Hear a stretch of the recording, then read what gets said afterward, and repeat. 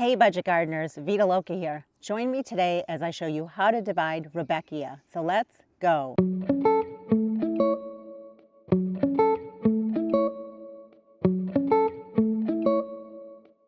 This video applies to all sorts of Rudbeckia. The Rudbeckia that we're going to divide is Black-Eyed Susan. Always do your research when it comes to dividing perennials. When it comes to Rudbeckia, the best time to divide it is either in the spring or in the fall. It is early May here in New Hampshire. It is a perfect time to divide this plant. In fact, we're having a couple of days of rain, which makes it even better. It's a little less shock on the plant. Did you know that most perennials benefit from being divided every 3 to 5 years? It's true, and the reason is it benefits the plant. After a while, what happens is the plant loses its vigor. You might get less blooms on it. So you want to keep your plant healthy by dividing it frequently. I used to be a teacher, and one thing I learned is there are multiple ways to achieve the same thing. And when it comes to dividing plants, there are a lot of ways you can divide a plant. You can dig up the whole plant and you can divide it. You can divide it into single individual pieces, or you can divide them into clumps. Also, when it comes to dividing plants, you can cut right down into a plant and pull out a section of it. The plant that we're going to divide today is not at my house. It's actually at a place that's about 30 minutes from my home. It's a spot that I adopted from the town. It's basically at a rotary. It's a beautiful spot, and in fact, just so you know, that spot is dedicated to a few people. One person was my father-in-law, which is why I chose to adopt it from a friend of ours. That area is so beautiful when it's blooming, but just like any garden, it requires maintenance. What I'm planning to do this spring is go there often and keep dividing a bunch of plants that are there, as well as adding more perennials that I want to add. Eventually, when the weather warms up, I'll be planting annuals there as well. I'll bring you along just so you can follow my process and how things are looking there. For the remainder of the video, I'll be doing a voiceover because it does tend to get loud there. So let's take a field trip to this roundabout that I love working at. Since it's early May, this gives you an idea of what's currently blooming at the circle. It's mostly creeping phlox, and you can see that I have it alternating with color. This is what the circle looks like in full bloom during the summer months. It really does fill in. The Black-Eyed Susan that you see there have been there for a few years, and they really are due for dividing. So let me show you my process for dividing those. I'm using a large shovel to dig.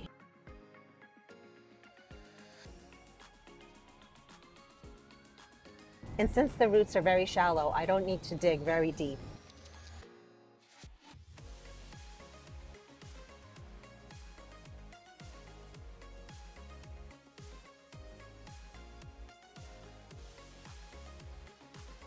I'm planning on only removing the back section of the Black-Eyed Susan, and I'm going to be removing it in chunks.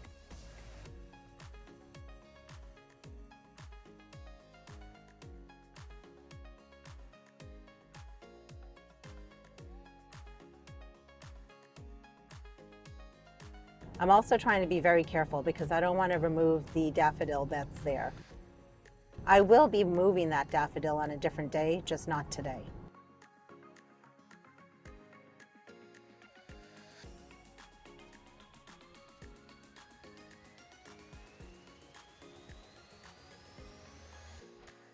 And you can see that I'm just scooping the pieces out.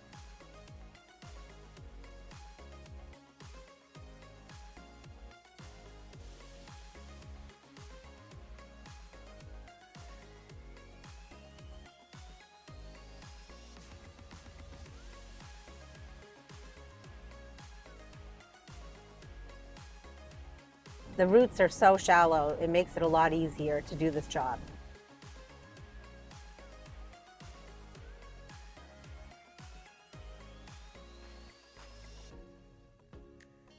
And now that I've removed all the pieces that I planned on removing, all that's left to do is just backfill and make sure that any plants that were disturbed are placed back in place neatly.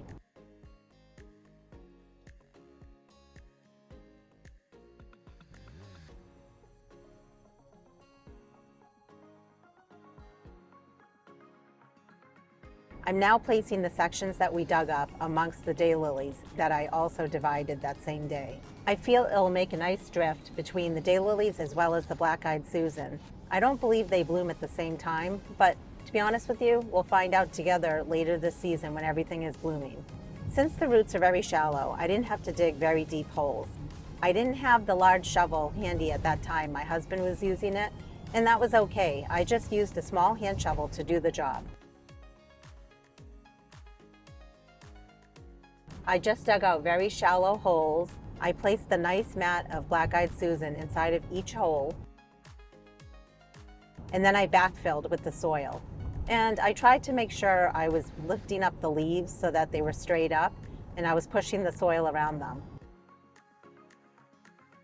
Since rain was in the forecast, it made it convenient for me to be able to sprinkle even a little soil on the top, knowing that the rain is going to wash the soil down amongst the leaves.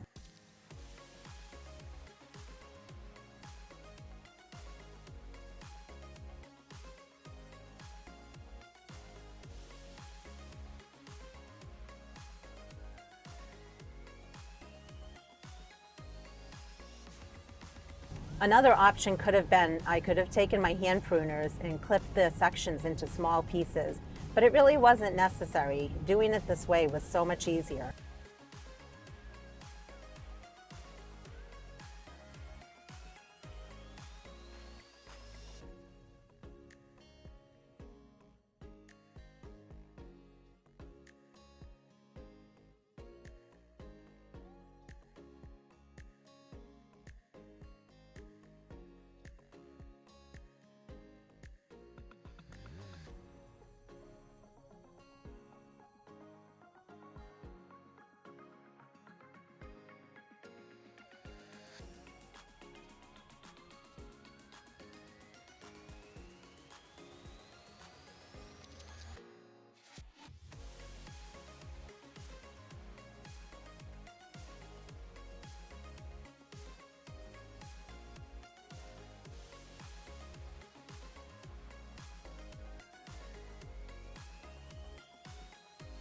And that's what it looks like now that it's all done. I can't wait to see what it looks like when it's blooming later this season. I hope you enjoyed this video, and I hope that it inspired you to get out in your garden and start dividing your perennials. Let me know in the comments below what perennials you've been dividing or which perennials you're planning to divide. And until the next video, make it a great day with gardening.